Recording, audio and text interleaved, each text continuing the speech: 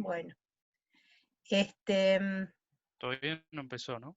El... no, No, se está Aparece empezando. aparece que empezaste a compartir, pero no, todavía no aparece el Power. No lo vemos, digamos, se ve todo ¿no negro. ven el power? Todavía no no, está se ve cargando. negro.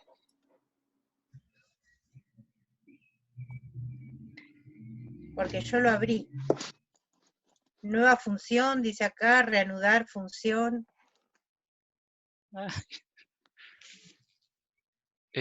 Si no, volvé a hacerlo, Normi. ¿Qué Cerralo, pongo? tipo dejá de compartir y volverlo a compartir.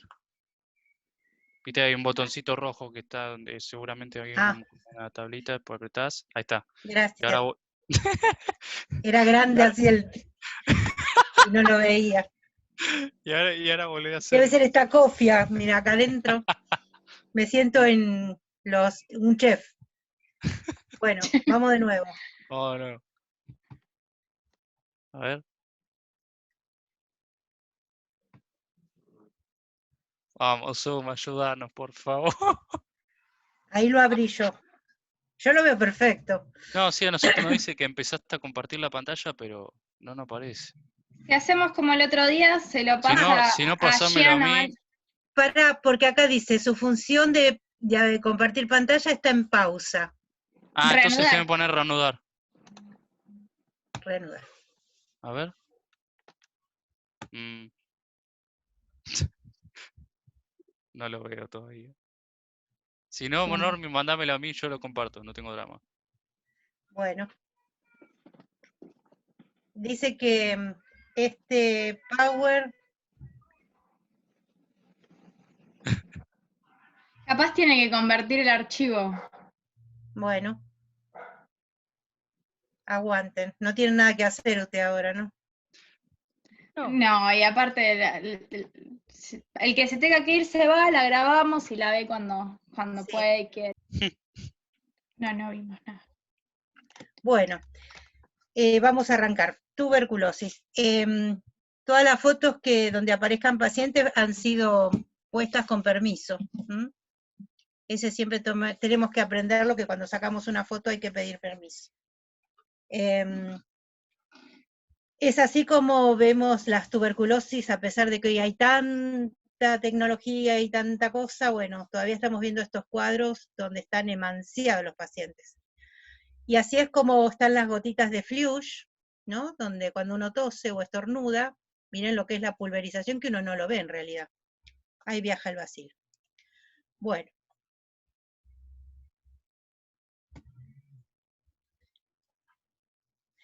Bueno, la tuberculosis es una enfermedad muy antigua. En realidad ya la describen hasta en la Biblia. Se dice que Jesús murió de una pleuresía tuberculosa cuando le clavan la lanza y sale agua. Desde ahí arranca la tuberculosis pleural.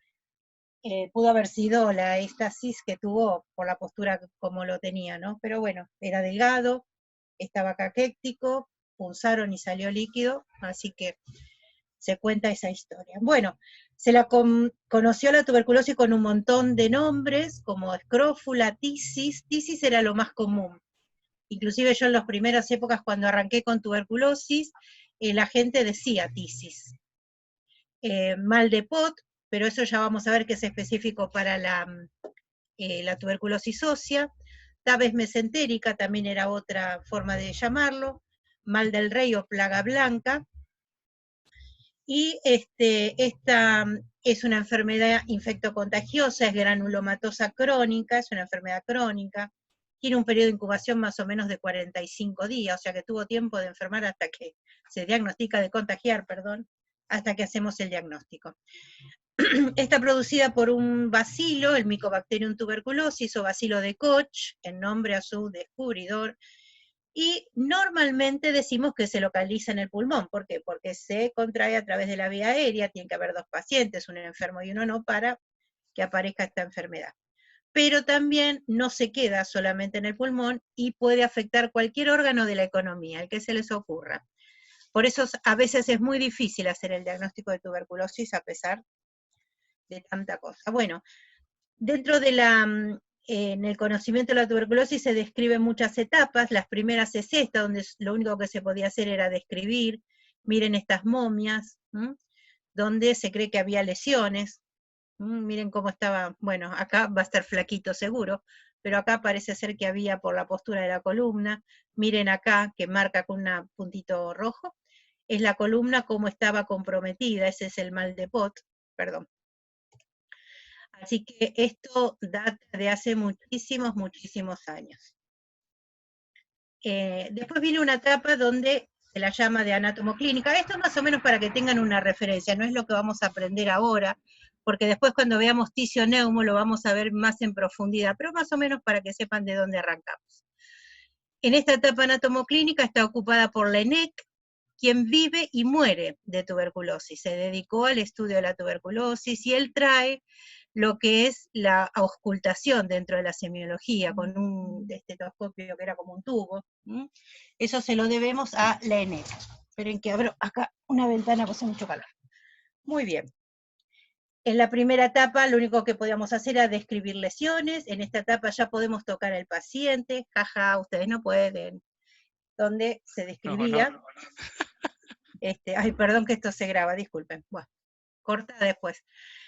Después viene una etapa microbiológica donde Robert Koch, en 1882 describe a este agente, el Mycobacterium tuberculosis.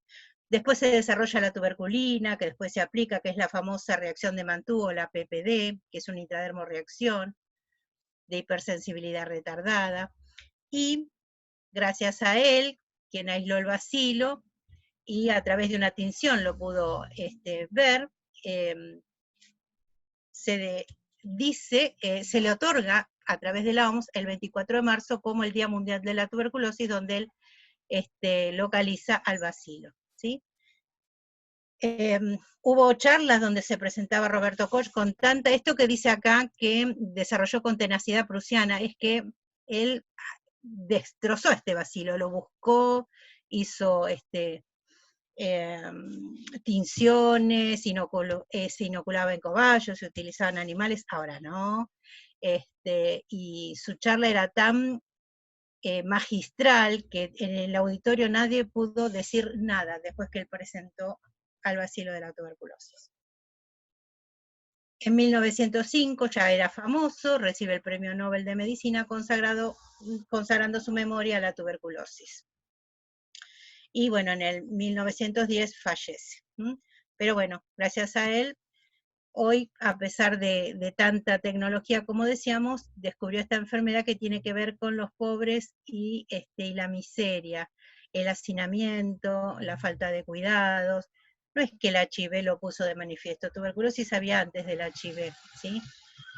Así que, pero bueno, nadie se ocupa de tuberculosis, van a ver que no hay charlas en televisión, no se difunde masivamente, hay algunos que otros en las salitas periféricas, algún cartel que habla de tos crónica, pero bueno, lo que pasa es que tiene que ver con esto, ¿no? Con la miseria, y bueno, al gobierno como a ninguno le interesa hablar de esto, por lo menos en estos últimos años. Bueno, después viene otra etapa, dijimos, se describía, se empezaban a tocar, se trata de aislar el germen causante, y ahora tenemos una etapa donde, bueno, ahora tenemos una enfermedad que le podemos brindar, y al principio se hacían unos neumotórax artificiales, como un tratamiento, a ver si podía tratar de llevar alguna especie de cura a los pacientes, ¿sí? Y identificado el paciente, se empiezan a buscar a los familiares, a ver esta técnica, esta búsqueda activa de catastros, a través de Manuel Abreu, que es un sistema de tener unas radiografías muy chiquititas, como una diapositiva. Bueno, así veíamos las radiografías, por ahí un chiquitito más grande. Se hacían en masa, eso era barato, y donde hay un paciente tuberculoso en una familia, hay que buscar a los convivientes porque seguramente hay más. Sobre todo si hay un niño que se diagnostica, busquemos a los padres, a los tíos, los abuelos, los que viven al lado del niño. Seguramente ahí vamos a encontrar tuberculosis. Entonces, identificado al paciente o caso índice, como vamos a ver, se estudia a los convivientes. Eso es a través del estudio de catastro. bueno, una vez diagnosticado y se empieza a tratar de buscar alguna forma de tratamiento, se trata de buscar, como en todas las enfermedades, algo que lo pueda prevenir, ¿sí? Y a través de Calmette-Guerin se puede obtener la vacuna, la BCG, y que recién se puede aplicar en el 1921. Y después viene, se va investigando, van apareciendo los medicamentos y aparece la etapa quimio-antibiótico de tratamiento racional, ¿sí? Donde empiezan a aparecer algunos medicamentos que podrían tener actividad sobre este Mycobacterium y todo lo que era quirúrgico, esos neumotoras que se hacían, nada, queda de lado y se empieza el tratamiento a través de estos antibióticos. Antes, cuando no había nada de la misma, nada, la gente se iba a Córdoba, quedaba en reposo, se oxigenaban bien, y como que la enfermedad parece que tenía una mejor evolución, ¿sí? Muchos morían también, como pasa ahora, pero bueno, cambiar de lugar, poder alimentarse mejor, y bueno, eso aumentaba las defensas de los pacientes, y bueno, muchos podían salir adelante, sobre todo en las pleuresías. En otras afecciones más complejas, no. Y también viene la etapa donde se empiezan a crear como la Unión Internacional de la Lucha contra la Tuberculosis, aparecen estos comités, donde se tiende a bajar protocolos y se busca, bueno, cada tanto se dice, bueno, para el 2025 lo que tenemos que hacer es bajar la cantidad de tuberculosis, la cantidad de otras enfermedades, se busca como un proyecto, una meta, y ahí se empiezan a esta etapa sanitaria, ¿no? A identificar los casos, ir a buscarlos a terreno, a ver dónde hay mayor incidencia. Acá Lanús es en Montechingolo, en el barrio Los Ceibos, es el foco de tuberculosis. Desde el 89, que yo arranqué haciendo tuberculosis, hasta hoy, 2020, no han modificado nada. Si alguien viene de ahí, yo les digo, chicos, esto es tuberculosis hasta que se demuestre lo contrario. Pero bueno, a pesar de que se puede hacer un diagnóstico a veces precoz y un tratamiento adecuado, en la actualidad sigue siendo un importante problema de salud pública por su morbimortalidad, porque estos pacientes a veces se enferman mal, si tienen otras enfermedades asociadas peor, y mueren los pacientes por tuberculosis al día de hoy. Una enfermedad que se puede prevenir.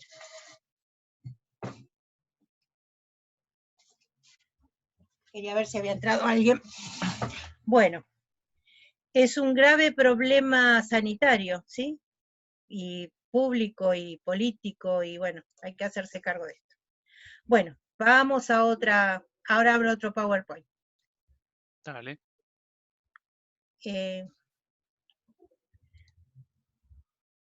¿Cómo lo cierro esto de acá?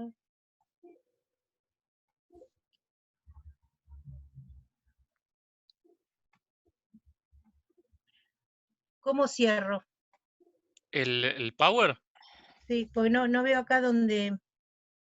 El Power tiene arriba a la derecha Una crucecita. la crucecita. Sí, pero no me la estaría tomando. ¿Ves que hace ruidito? Primero tiene que cerrar esa ventanita que dice ayudante de Office. Ah, sí, Está ahí ahora, está. ahora sí. Bueno, vamos ahora. Seguimos. Va a ser corto esto. Bueno, díganme si lo ven. Sí, lo vemos. Bueno, ahora vamos a una partecita más de la epidemiología. A ver si esto no está. Bueno, se dice que es la 9ª causa de muerte a nivel mundial y la primera por enfermedades infecciosas. Lo que hay que tener presente es que es algo que se puede prevenir, hay una vacuna, hay medicación. Sin embargo, es grave el tema de la tuberculosis. Y se estudia poco, hay pocos remedios nuevos. Esto, miren, hablaba del 2016, que había más de 10.4 millones de personas que contrajeron tuberculosis, el 90% eran adultos, y se da más en varones. Esta estadística también la vimos en un trabajo chiquito que hicimos acá en el hospital, se da más en... ¿Por qué creen que se da más en los varones? Hola. No sé. Pensando. ¿Por qué creen que...? Porque el varón está más expuesto, es el que sale a trabajar, el que está más fuera de la casa, porque piensen que tiene que haber un enfermo que se tiene que combinar con uno sano para poder transmitirlo. Entonces el varón es el que está más expuesto porque es el que sale a trabajar y la esposa queda en la casa, la mujer queda. Igual Hoy es ahora medio, seguramente, claro, hoy disminuyó hoy, mucho. claro, pero sin embargo es lo que más se ve. De todos modos, este varón llega a la casa con la enfermedad y bueno, los contagia a todos. Hoy sí la mujer sale casi a la par del varón, ¿no? Pero bueno, siempre vemos este porcentaje, un 65% más. Y un 10% tenían esta coinfección con HIV. Si un paciente HIV no trata su enfermedad, en algún momento de su evolución seguramente va a contraer tuberculosis, porque hay una altísima prevalencia y la tuberculosis estuvo, está y va a haber por años. Yo se los digo así, pero no necesariamente por tener tuberculosis puede tener un HIV asociado, ¿sí? Pueden darse cualquiera de las dos, pero siempre que hay una, busquemos el otro diagnóstico para poder tratar precozmente las dos afecciones. Cuando llega un paciente, yo le diagnostico por tuberculosis, le voy a pedir si acepta, si quiere voluntariamente, hacerse el estudio de HIV, porque sabemos que a veces están coinfectados, ¿sí? Puede tenerlo, como no. El HIV no tratado probablemente haga, entre otras cosas, tuberculosis. ¿Se entendió esa idea, no? Sí, yo creo que sí. Sí, Doc. Bueno, se registraron más de 1,3 millones de muertes asociadas a la tuberculosis. Hay países donde esto es realmente un gravísimo problema, como es el África subsahariana, ¿sí? Lugares muy pobres y de altísimo hacinamiento, ¿no? Bueno, se notificaron 11.560 casos en el 2016, ¿m? Y esto fue en aumento comparado con el 2015, pero son números viejos, no importa, más o menos para que tengan una idea de cómo viene el asunto. Bueno, también se ven los grupos más jóvenes, ¿no? Hoy todos salen a trabajar y están todos expuestos. Pero bueno, esto le puede tocar a cualquiera y sobre todo lo vemos también en muchos residentes han hecho tuberculosis porque entran en el estrés, en las guardias, en ir a varios trabajos, y como hay tuberculosis, bueno, esto se puede ver, pero se ve mucho en el personal de salud también. Bueno, más muerte por tuberculosis, esto lo vamos a dejar. Bueno, esto es importante, dice que los casos y muertes en niños y adolescentes, esto refleja cómo esto se va transmitiendo a la población, el que llega de la calle con la enfermedad, cómo lo transmite en la familia, dificultades para poder controlar a estas personas, muchos pacientes abandonan. Por suerte acá tenemos poco abandono porque tenemos un buen trabajo de servicio social. Pero bueno, vemos el abandono. Somos un hospital más chico, por ahí el triple tiene levita, pero también tiene el triple de pacientes. Y a veces es difícil llegar al diagnóstico de tuberculosis, ¿sí? A pesar de ver lesiones y demás. De hecho, hoy hemos visto una paciente con clínica, con unas cavernas tremendas, como vamos a ver, y sin embargo, en la baciloscopía esto todavía no aparece. La tratamos igual, porque hay clínica, que la clínica es soberana y tiene radiología compatible, ¿no? Eso se puede ver, ahora lo vamos a ver. Pero bueno, si no hacemos un buen diagnóstico o un diagnóstico temprano, retrasamos y se complica la evolución de la enfermedad en el paciente. Y si tiene comorbilidades, mucho más. Y hoy por hoy hay que saber que la tuberculosis sigue matando, ¿sí? Bueno, y ahora vamos a ver qué hacemos con estos pacientes. Primero eso. Sí, sí, sí, sí. Ya aprendí, ya aprendí. Bueno, y ahora vamos al último, que es el tratamiento. Esto es para tener una espiadita en lo que es la tuberculosis. Es apasionante, la tuberculosis. Esperen que abro acá. Antes de tratar, vamos a decir que no me quedó acá, pero yo después se los voy a mandar. Hay uno que es donde habla cómo es clínicamente el paciente, cómo se presenta. Los pacientes que tienen tos más de 15 días de evolución, pérdida de peso, sudoración por la tardecita o noche, esos pacientes que vienen con un decaimiento, que se van como agotando, esos pacientes hay que buscarles patología pulmonar y sobre todo el primer diagnóstico que vamos a buscar es tuberculosis, después los otros, ¿sí? Pero estas neumonías de la calle, también vamos a pensar en tuberculosis. El diagnóstico uno puede llegar fácil si el paciente tiene tos y expectoración, buena expectoración, una buena muestra donde yo pueda teñirlo y ver si aparece en la microscopía los bacilos, ¿sí? Que son como unos bastoncitos, como unas comitas de color violácea. Son bacilos ácido alcohol resistentes y en 2 horas podemos tener diagnóstico, que eso es impecable. Si tenemos bacteriólogos, bueno, un servicio de bacteriología, en 2 horas podemos hacer diagnóstico y ya, si eso es toda la mañana, podemos empezar el tratamiento. Como este caso, la paciente hoy dejó la muestra, no fue buena ayer, dejó una muestra hoy, pero hoy ya la estamos tratando. ¿Por qué buscamos tan rápido de llegar a los tratamientos? Porque es una enfermedad que se contagia, que tiene un alto contagio, entonces hay que frenar esta barrera de contagio. Hay que poner una barrera para que no haya tantos casos y bueno, y después salir a buscar qué pasa en la familia. Entonces, un paciente que viene con decaimiento, perdiendo peso, con expectoración, con tos de más de 15 días, que trabaja en un lugar que puede ser un taller, o esos talleres clandestinos, vemos muchísimos bolivianos que han trabajado en talleres clandestinos, y ese hacinamiento y mala ventilación, hemos visto muchos casos de tuberculosis, también lo hemos visto en los talleres protegidos, también en los colegios, ¿sí? En el grado, ¿sí? Lo importante es que el lugar donde estén no estén hacinados y que haya buena ventilación para que esto no se pueda propagar tanto. Pero bueno, este paciente lo que tenemos que hacer es, por supuesto, tenemos primero una buena anamnesis del paciente. ¿Qué le pasó? ¿Desde cuándo empezó? Si hay alguien más en la familia que esté tosiendo, porque por ahí viene un joven a la consulta, pero tiene un abuelito en la casa que está tosiendo. Entonces, buena anamnesis, como todo, el 80% del diagnóstico es preguntando al paciente qué le pasa, cómo es su familia, dónde es que vive, de qué trabaja. Entonces ya vamos juntando datos, ¿no? Hace mucho que viene cansado, trabaja en un taller donde hay otros que están tosiendo, pero bueno, creen que es por el frío, porque son fumadores, uno le va buscando excusas. Entonces, bueno, hay que andar bien en el interrogatorio. Y una vez que tenemos el buen interrogatorio, por supuesto, vamos a la semiología. Hay pacientes que tienen, si es un síndrome de condensación, como van a ver, le vamos a escuchar ruiditos, estertores crepitantes, disminución de la entrada de aire en algún sector del pulmón, podemos percutirlo, por supuesto. Las formas de presentación de tuberculosis son muchas. Pueden ser pulmonares, pueden ser pleurales, pueden ser pleuropulmonares, puede debutar como un síndrome meningio y ser una meningoencefalitis tuberculosa. Hay un montón de formas de presentación para esto. Entonces nosotros tenemos el buen interrogatorio, revisamos al paciente. Si el paciente expectora sangre, tiene una hemoptisis franca, bueno, perdió peso, tosió hace más de 15 días y escupió sangre, un esputo hemoptoico, seguramente que vamos a pensar en tuberculosis.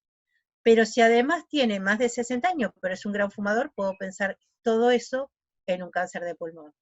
¿Y puedo pensar en las dos patologías juntas? Sí. Entonces hay que exprimir al máximo el interrogatorio y el examen físico de ese paciente. Una vez que yo ya tengo lo que pude sacar de los datos, reviso el paciente, voy a ir a los estudios complementarios, que es lo primero que voy a pedir, una placa de tórax. En esa placa de tórax puedo o no tener imagen, ¿sí? A veces pasa que no llegamos a una imagen, pero vemos una radiografía de tórax que no nos gusta, no la podemos describir, no podemos decir que es normal o que está dentro de la normalidad. La palabra normal en medicina, mucha cautela hay que tener. Pero bueno, podemos tener algo que no nos gusta, tenemos un patrón que no queda muy claro, entonces tenemos que ir. Si este paciente tiene expectoración, tengo que pedirle una baciloscopía de esputo seriada. ¿Qué significa eso?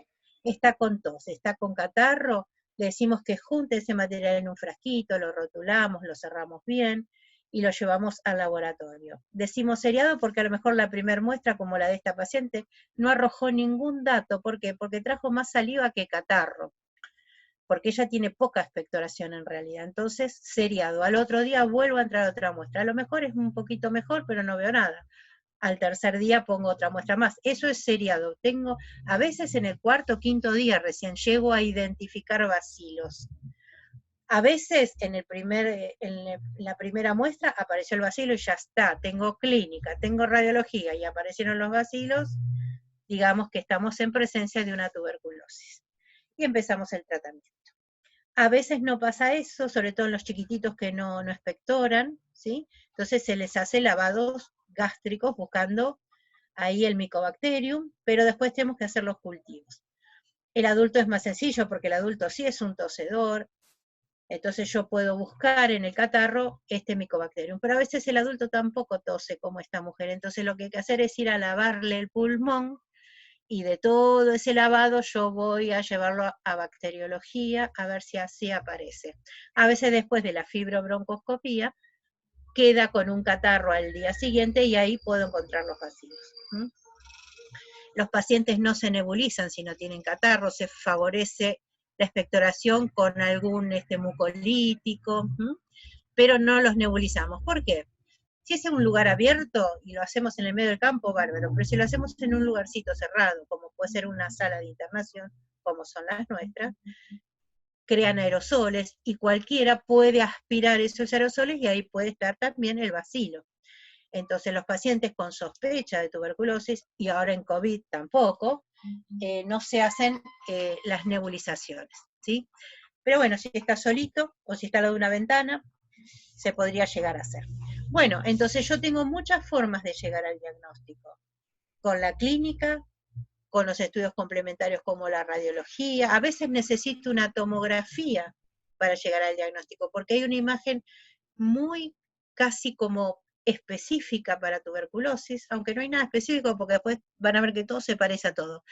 Pero hay un signo que se llama árbol en brote, que a lo mejor Mora lo mostró, que es muy patognomónico de tuberculosis. Yo ya si lo veo digo, y sí, es tuberculosis. ¿Cómo pasa con esta mujer? Lo traigo a colación porque es una paciente que nos está dando muchos problemas para llegar al diagnóstico, pero vamos a llegar. Tiene clínica, tiene radiología, una tomografía que muestra bien la cavidad y además muestra, ahora yo después le voy a mandar la foto de la cavidad, y muestra árbol en brote en la tomografía, bueno, casi que 100%, por supuesto se la hisopó, porque COVID y tuberculosis también se están viendo juntos, y vino COVID negativo, por suerte. Bueno, una vez que llegamos al diagnóstico, ¿sí?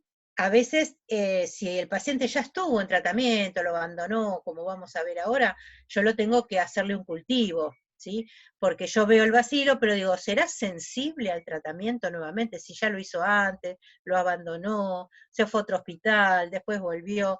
Entonces, sí o sí, los pacientes que ya tuvieron tratamiento previo los tengo que cultivar para ver si tengo sensibilidad actual al tratamiento que yo le voy a poner. Entonces, bueno, una vez que tengo todo, digo, sí, lo tengo que tratar, arrancamos con el tratamiento. ¿Hasta ahí vamos bien, más o menos? ¿Nos situamos? Sí, sí. Perfecto. Sí. Bueno, las modalidades para tratarlo, según la OPS y la OMS, desde el año que esto se preconiza a partir del año 95. Lo venimos tratando hace muchísimos años, obviamente, pero a partir del 95 preconizan que el TAES o el DOT es la mejor forma. TAES es el tratamiento estrictamente observado o directamente observado. Quiere decir que el paciente adelante tuyo, vos le das los remedios y los traga adelante tuyo, ¿sí? En presencia de la enfermera, del cuidador principal o del médico. Yo ahora puedo ir a la sala, tenemos un paciente con tuberculosis, yo puedo ayudar a tomarle los remedios y me aseguro de que los tome. Esas son las dos modalidades que podemos tener, que se llaman TAES o DOT, que es el gold standard para el tratamiento. Hoy no habría otra forma de tratar tuberculosis si no hacemos esta modalidad. Ahora, les cuento nuestra propia realidad, es imposible de implementar porque no tenemos una enfermera que se dedique a esto, en la sala periférica a las 5 de la tarde no encontrás a nadie, nada, no se puede hacer, en algunos lugares lo han podido realizar, pero nosotros nunca llegamos a eso. Por eso decimos que Si hay un familiar, es el que se va a encargar de observar de que la medicación el paciente la reciba, y todos los días. Esta forma de tratamiento, estas modalidades mejoran la adherencia porque uno lo acompaña, uno le explicó por qué lo tiene que hacer, yo les muestro la radiografía, les muestro los análisis, porque son los dueños son los pacientes, no tengo que quedarme yo con una imagen. Yo lo pongo en la computadora, doy vuelta a la pantalla y digo, bueno, este es tu pulmón, mira la lesión, esto lo vas a mejorar, ¿sí? Yo camino a la par del paciente. Pero ¿qué es lo importante? ¿Qué es lo que queremos lograr nosotros? Al mejorar la adherencia, yo disminuyo las resistencias, porque hoy es un gravísimo problema los pacientes con resistencia a los tuberculostáticos o los antifímicos, ¿no? Como los van a encontrar también. Entonces, esto que sería el gold standard y lo que debería ser, bueno, a veces no es tan así, no se puede implementar, pero los pacientes se tratan igual y uno está al ladito de ellos, ¿no? Esto se puede lograr. Pero ¿qué debo hacer yo? Esto es para todo. Antes de empezar un tratamiento, ¿yo qué tengo que saber? Y sobre todo en tuberculosis.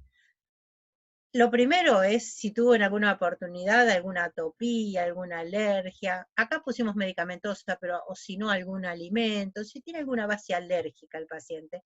Esto es para todo, porque es un tratamiento nuevo que vamos a instituir y yo necesito saber si este paciente tiene alguna base alérgica, ¿sí? Esto sí es importante en tuberculosis, si estuvo bajo tratamiento por otra patología, porque, o si lo está haciendo, porque yo hay remedios que los puedo combinar y otros no, de acuerdo al metabolismo. Algunas cosas se pueden, algunas pueden interactuar con las otras y bajar o disminuir la eficacia o potenciar efectos adversos y a veces hasta mortales. Entonces, antes de dar algo le decimos, ¿usted alguna vez tuvo alguna alergia? ¿Comió algo y le picó? ¿Le apareció una roncha? ¿Comió algo y se le cerró la garganta? ¿Necesitó ir a algún lado y le pusieron un corticoide?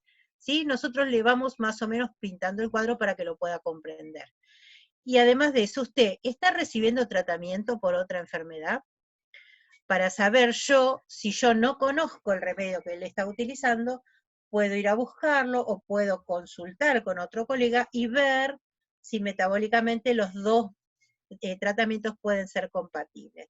De hecho, como yo atiendo pacientes con SIDA, hay medicamentos dentro del HIV, como son los inhibidores de proteasa, que no se pueden mezclar con los tuberculostáticos. Y dijimos que HIV y tuberculosis casi van como de la mano. Entonces yo tengo que ver si lo está recibiendo el tratamiento para una enfermedad, qué opción tengo de tratamiento para la otra. Las cosas a veces no son tan sencillas. Y otro que esto sí, también es importantísimo, es si alguna vez él recibió tratamiento para tuberculosis.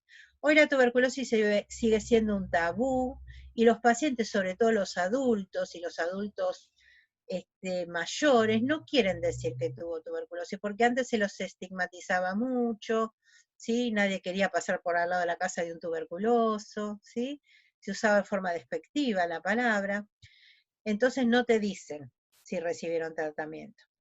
Algunos te dicen que sí, que han estado tratados, y entonces yo tengo que saber si lo completó el tratamiento, si no lo completó, si por alguna eventualidad lo tuvo que suspender o decidió el paciente soltar el tratamiento, y si suspendió voluntariamente, ¿de qué forma lo hizo?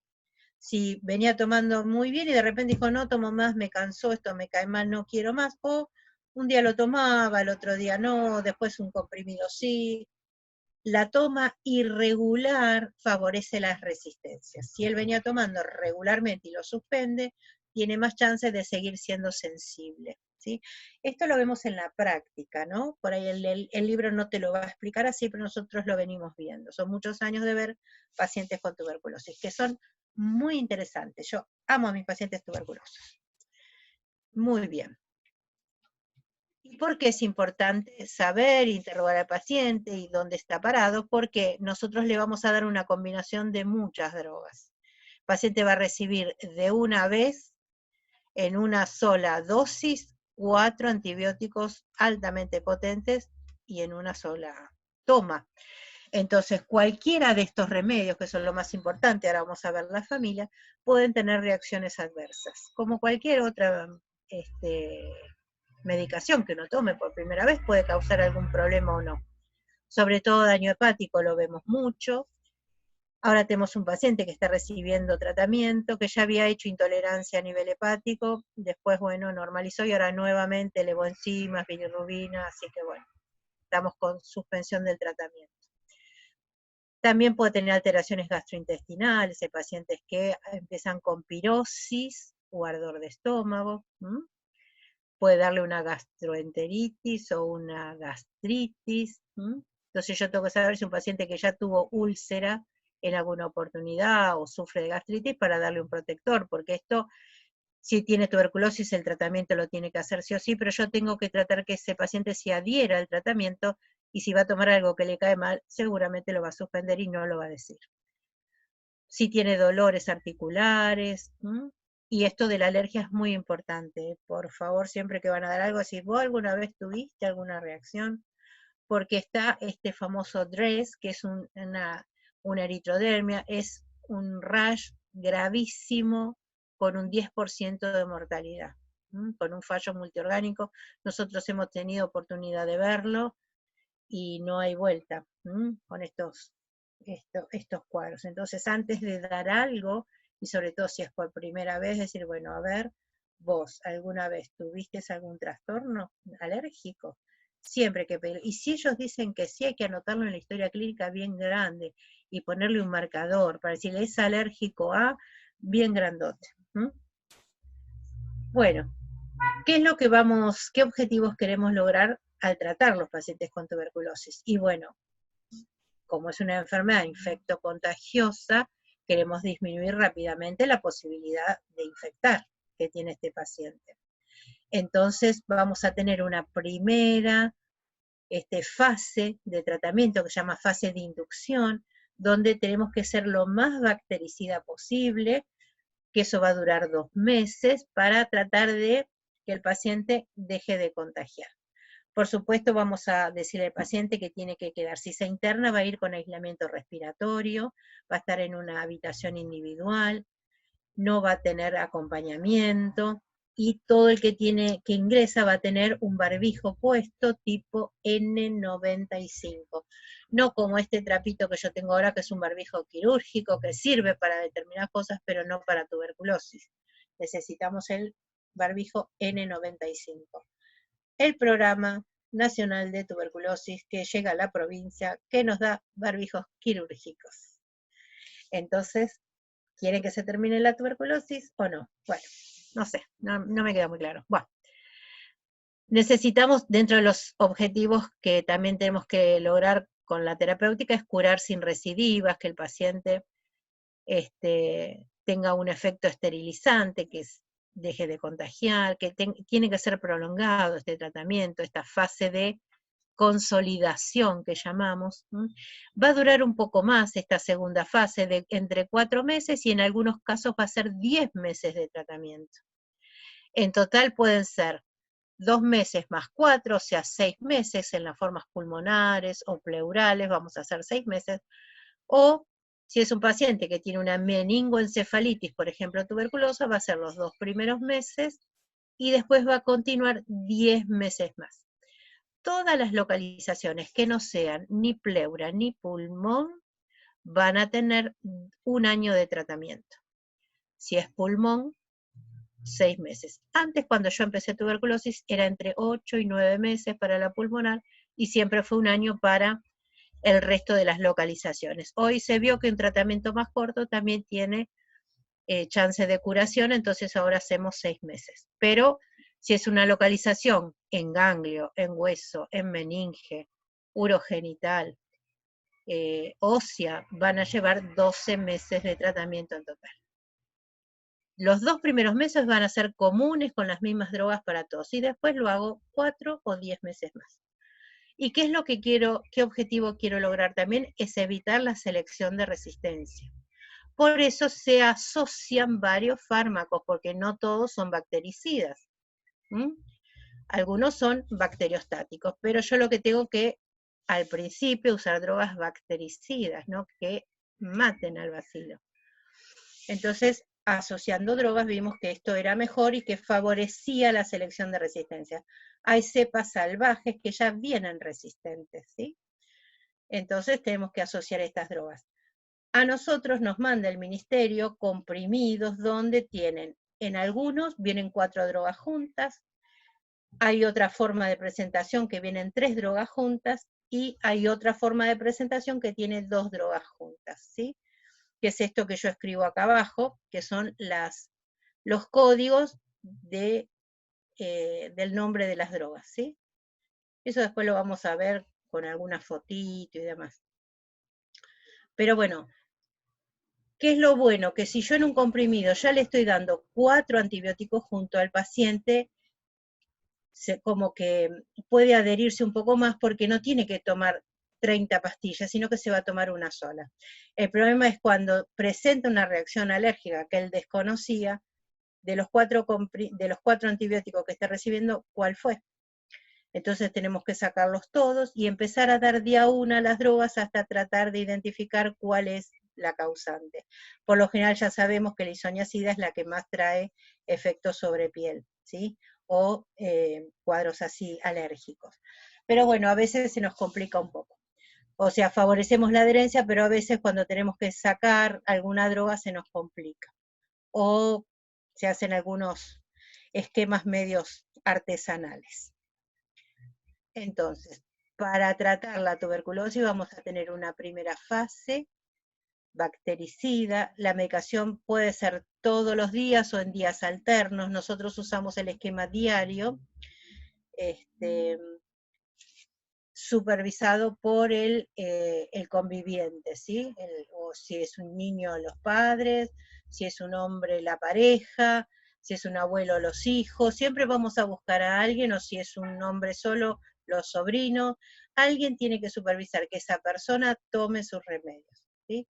Esta primera fase dijimos que duraba 2 meses, tiene 4 drogas que le damos durante ese tiempo, y después tiene una fase que es de mantenimiento, de consolidación, que terminamos de esterilizar, ¿sí? Que también puede ser diario o intermitente. Nosotros lo hacemos siempre, todo el tratamiento en forma diaria, y ahí nosotros reducimos la cantidad de antibióticos. Al principio usamos 4 drogas y en la segunda fase solamente 2. Y el tratamiento siempre tiene que ser supervisado. Si un paciente vive a 3 cuadras de la sala periférica y hubiera un médico o un enfermero seguro, nosotros a ese paciente le decimos, bueno, usted va a buscar la medicación todos los días y se asegura el enfermero que está haciendo el tratamiento. Nosotros confiamos y le damos los primeros 15 días la medicación. Si vemos que la cosa funciona, después le damos el tratamiento para el mes y lo vemos una vez por mes al paciente. En realidad la tuberculosis no se interna, ¿sí? Salvo que tenga alguna condición extra, alguna asociación morbosa, o sea, alguna otra enfermedad que haga que complique la evolución de la tuberculosis, o si no tiene dónde vivir, porque hemos tenido cartoneros acá con tuberculosis, que han hecho impecable su tratamiento, que han cumplido a rajatabla, ¿sí? Hay alguna condición social, o si hay algo que haga que no lo pueda hacer en su domicilio, o si es una lesión muy extensa o que compromete los 2 pulmones, bueno, el paciente lo dejamos internado. Ni bien se restablece. Sí.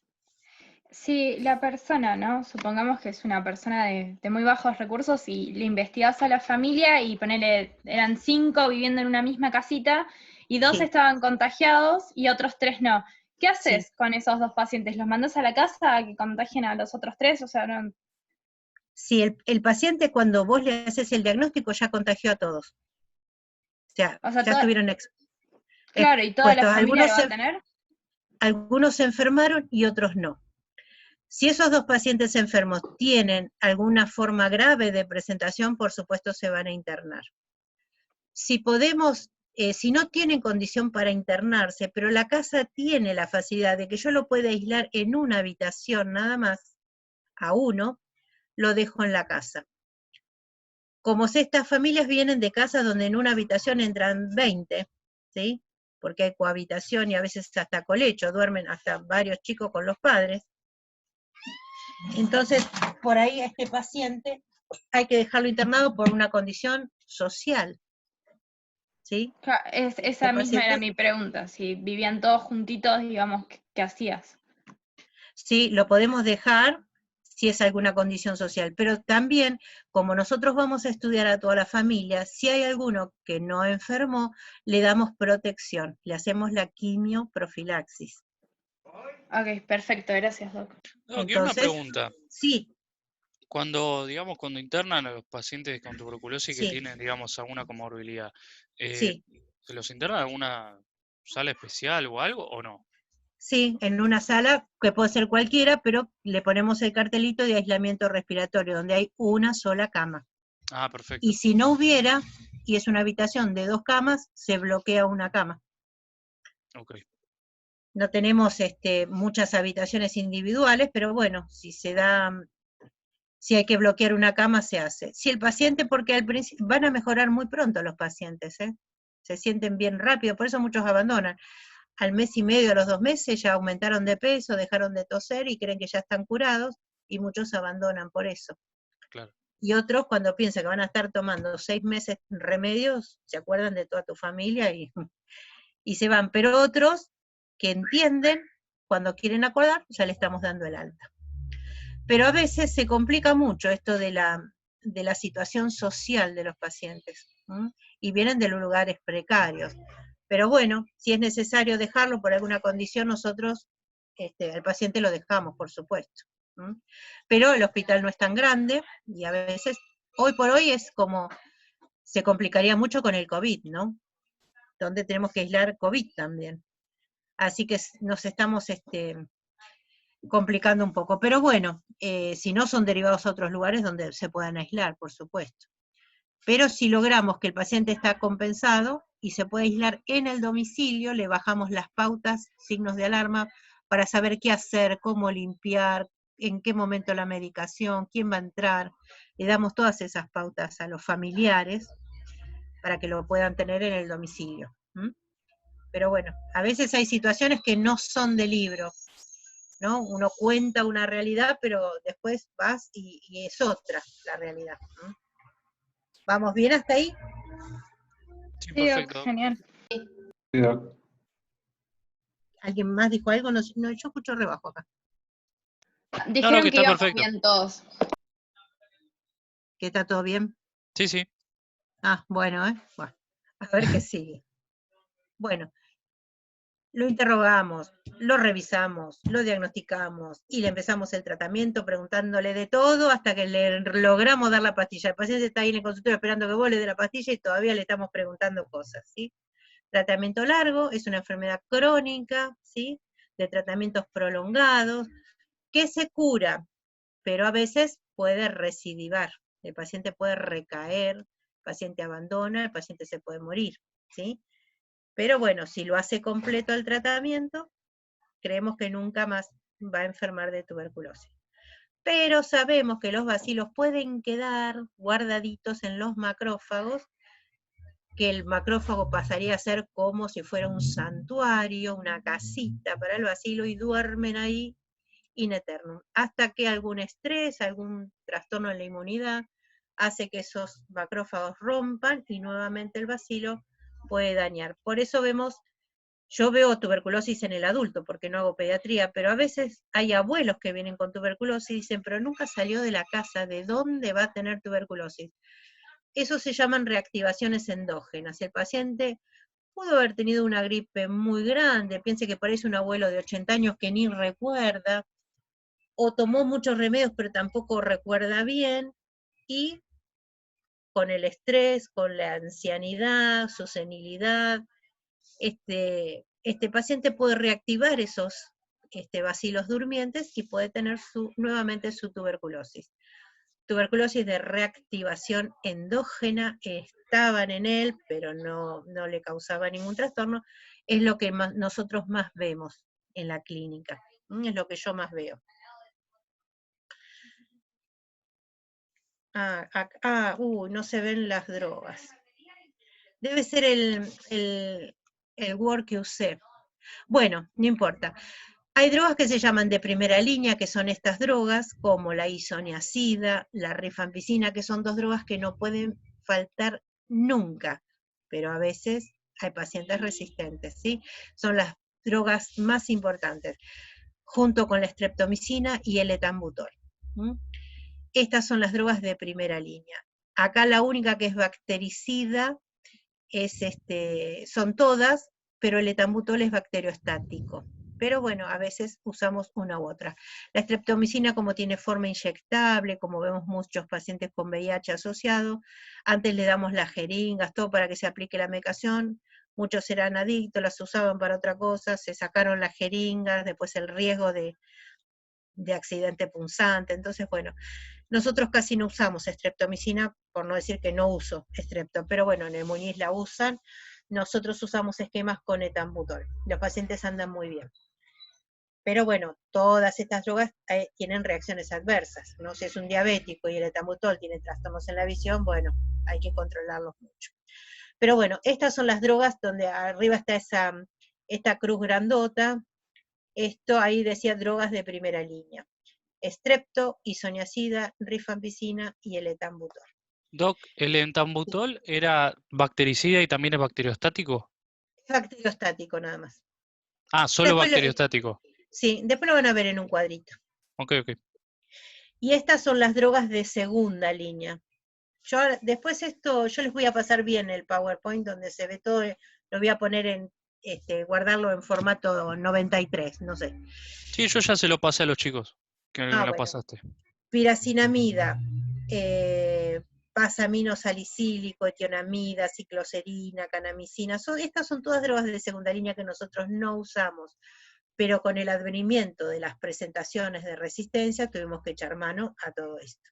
Piracinamida es una droga que se usa en el esquema de inicio, pero tiene muchos efectos de aumentar el ácido úrico. De hecho, el paciente nuestro que está ahora en tratamiento hizo elevación del ácido úrico, hubo que tratar a todo lo que le estamos dando, sumarle algo para el ácido úrico, tiene sus trastornos. Bueno, esto acá no, yo lo lamento que salió así. Pero bueno, hay drogas nuevas, increíblemente, como el Belamanid, que es una droga que también se está usando, que lo tiene el programa. Y bueno, y hay otra más que estaba en estudio, pero no. Sí tenemos en el programa esta, que es la bedaquilina. Bedaquilina y Belamanid son las drogas nuevas. Pero bueno, esto después se los voy a mandar mejor. Bueno, y una vez que ya tenemos el tratamiento que hemos elegido para este paciente, tenemos que saber entonces si es un caso nuevo, si ha tenido tratamiento previamente, si tiene baciloscopía o no, positiva, si tiene una forma ganglionar de presentación, ¿sí? Si ha fallado a algún fármaco en otro tratamiento, o si tiene una tuberculosis multiresistente, ¿sí? Lo más importante cuando definimos las categorías del tratamiento es saber si él tuvo o no un tratamiento previo. Y si lo tuvo, ¿con qué? Porque yo, si creo que este paciente, puedo estar en presencia de un paciente con una resistencia, voy a tener que, de ese esquema inicial que alguna vez empezó, voy a tener que rotarle alguno de los medicamentos en este nuevo esquema, ¿sí? Pero para cuando yo piense en tuberculosis resistente, yo ya tengo en marcha un cultivo, ¿sí? Los cultivos tardan muchísimo. El estándar, el Lowenstein-Jensen, que es un cultivo medio sólido, tarda 60 días. Entonces yo no puedo esperar 60 días para saber qué le doy. Yo arranco con un tratamiento mientras voy esperando. Por suerte hay métodos rápidos como el MG y el Bactec que nos van a dar prontamente nos van a decir si hay resistencia o no. Y ahora está uno que se llama GeneXpert, que en 2 horas yo puedo saber si hay resistencia a la rifampicina, por ejemplo, ¿sí? Entonces hemos avanzado y mucho. GeneXpert hay, creo que, no sé, 3 en el país, uno lo tiene el Muñiz, y es fantástico saber si en 2 horas el paciente va a recibir o no una medicación tan importante como la rifampicina, que no puede faltar porque está desde el inicio hasta que termina con esa medicación. Pero bueno, hay pacientes que han sido tratados en varias veces, con recaídas o fallos, o falta de adherencia, donde ya la rifampicina no la podemos usar. Cuando un paciente no puede hacer el esquema clásico, ¿qué es lo que lo complica? Que las otras drogas tienen efectos más tóxicos, ¿sí? Y hay que combinar más tratamientos, ¿sí? Es más complejo. Pero siempre se puede hacer algo, siempre, siempre, siempre. Entonces dijimos, el esquema terapéutico estándar es hacer 2 meses con 4 drogas y terminar, si es un esquema de 6, los últimos 4 meses con 2 drogas. Ahí, la H es el código para isoniazida. Isoniazida no se escribe con H, pero el código es con H. Yo cuando veo H ya sé que estoy hablando de isoniazida. Bueno, y dijimos que la segunda fase se puede prolongar hasta 6 o 10 meses de acuerdo a qué otra localización tiene, ¿sí? Y si el paciente tiene HIV asociado, los tratamientos sí o sí tienen que ser prolongados. Acá habla un tratamiento de 9 meses, pero en realidad deberíamos hacerle 1 año, sobre todo ir viendo qué cantidad de CD4 tiene el paciente, a ver sus defensas cómo están. Y el tratamiento en VIH tenemos que ver primero su estado inmunológico, ¿sí? Y ver si ya venía con tratamiento para HIV o no, o ver en qué momento vamos a indicar el tratamiento para una cosa o para la otra, ¿no? Aunque sabemos que podemos hacer las dos a la vez. Entonces, saber que hay asociaciones fijas de medicación, que eso ayuda para la adherencia, pero a veces nos complica cuando un paciente pesa 45 kilos y yo tengo que dosificar y ya viene en un comprimido la dosis fija, entonces yo no sé cómo rebajar. A veces se nos complica un poco. En el Muñiz tienen todo separado, yo si quiero por el programa también, puedo pedir isoniazida por un lado, rifampicina por el otro, pero el paciente toma 1, 2, 5, toma más o menos como 15 pastillas. Se imaginan que salen del consultorio y tiraron todo en la esquina, ¿no? Pero bueno, esta triple asociación vienen estas 3 drogas juntas. En la cuádruple asociamos etambutol. Ven que nosotros ya con esa streptomicina no usaríamos porque está el etambutol. Y la doble asociación. Nosotros lo que hacemos ahora es cuando empieza el tratamiento, que es el de inicio, usamos la cuádruple asociación 2 meses y después pasamos a la doble asociación los meses que hagan falta, o 4 o 10. A veces hacemos algo artesanal, por ahí no son los 12 meses, pero bueno, vamos viendo. Pero sabemos que las localizaciones que no sean ni pleura ni pulmón tienen que ser de 1 año, en total, ¿no? A veces hay que asociar otro remedio más, ¿no? Para el tratamiento. Por ejemplo, todo lo que toque serosas, como en meningitis, o en la pericarditis, usamos 1 mes, ¿no? De corticoides. Meprednisona, más o menos 1 mes, lo vamos bajando por semana, porque esto desinflama las serosas, entonces es una ayuda para que queden con menos secuelas.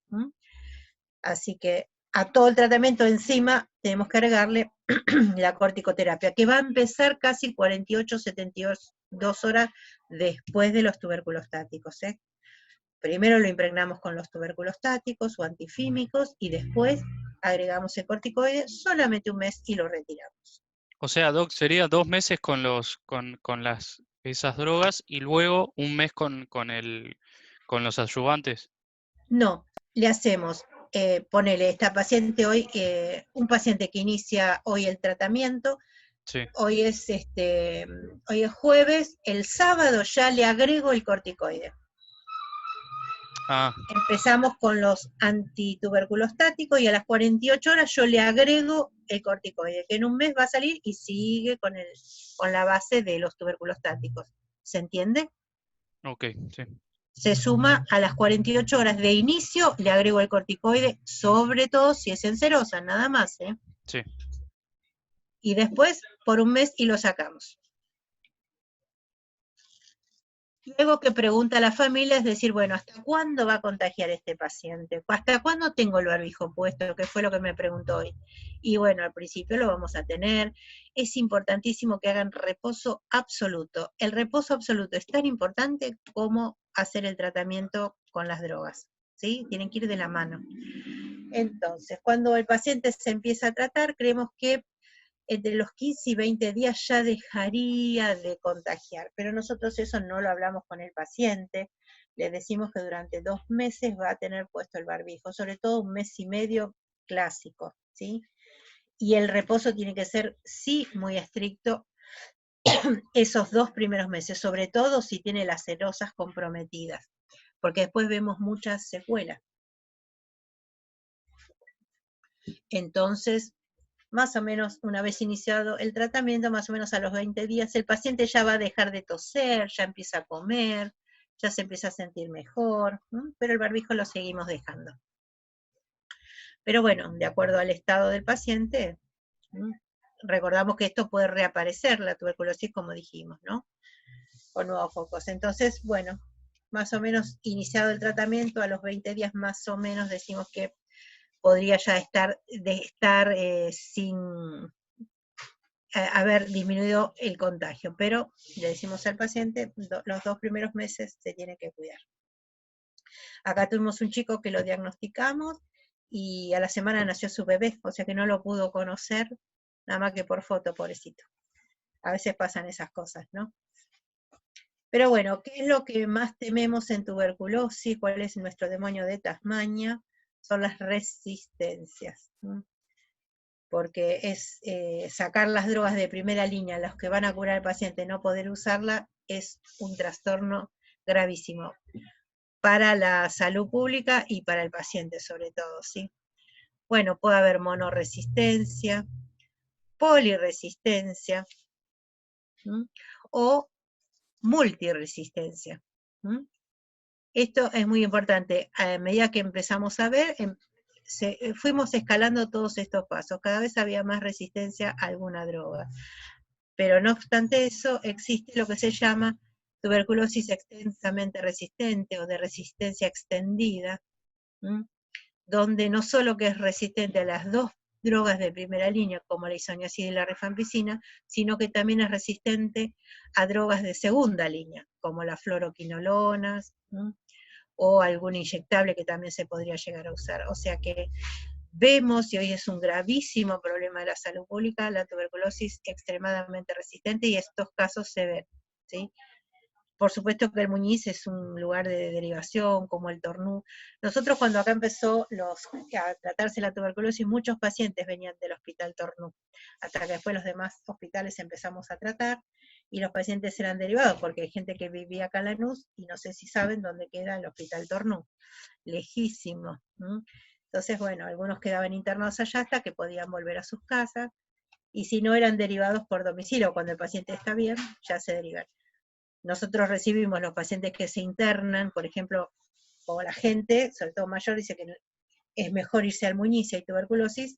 Una vez que se recuperan, el Muñiz los deriva a la zona donde vive. Entonces tenemos una planillita de derivación donde constan todos los datos, la forma de presentación, y el paciente viene a su domicilio y los tratamos acá. Bueno, siempre se puede tratar, aunque sea una tuberculosis multiresistente, vamos cambiando, usando drogas de segunda línea, haciendo combinaciones. Hoy van a ver que la fluoroquinolona, que tenemos que tenerle mucho respeto, hoy cualquiera se trata una neumonía afuera, se automedican con levofloxacina como si fuera, no sé. Y eso nosotros preservamos mucho estas drogas porque después sabemos que las podemos llegar a usar en tuberculosis resistente. Pero bueno, hoy hay mucha automedicación y a veces hay malos esquemas desde la comunidad médica, ¿no? Vemos pacientes que desde la guardia vienen con unos esquemas que no los comprendemos, ¿sí? Con drogas que por ahí no son tan necesarias. Pero bueno, y estos pacientes que tienen estas tuberculosis multiresistentes, bueno, el tratamiento es muy largo y sí o sí tienen que tener cultivos donde no hay crecimiento del bacilo, si no, no se dan de alta, ¿sí? A veces dijimos que el tratamiento se inicia 2 meses y después al tercero pasamos a la fase de mantenimiento. Pero a veces si el paciente continúa siendo positivo, lo extendemos 1 mes más. En vez de hacer 2 meses, hacemos 3 meses y después pasa a la fase de mantenimiento el tiempo que tenía que ser. ¿sí?